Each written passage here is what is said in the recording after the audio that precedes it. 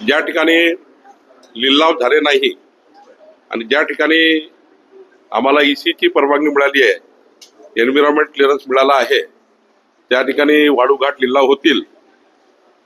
घरकुलांना 5 brass रेती देण्याचाही मोफत रेती देण्याचा निर्णय महाराष्ट्र सरकारने घेतलेला आहे.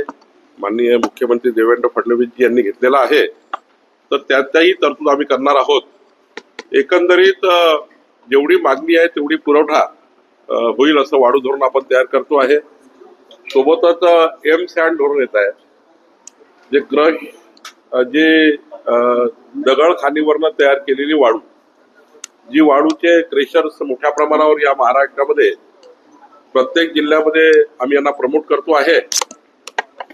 प्रत्येक जिल्ह्यामध्ये वाळू तयार करणारे क्रेशर, स्टोन क्रेशर, ज्यातनं वाळू तयार होईल मोठ्या प्रमाणावर, त्यामधून मग ही जी रिव्हर सँड आहे याची मागणी कमी होईल आणि त्यामुळं मोठ्या 2 वर्षामध्ये वाळूचं जे मागणी आणि सप्लाय याच्यामधला, डिमांड आणि सप्लाय मधला जो काही फरक आहे तो दूर होईल.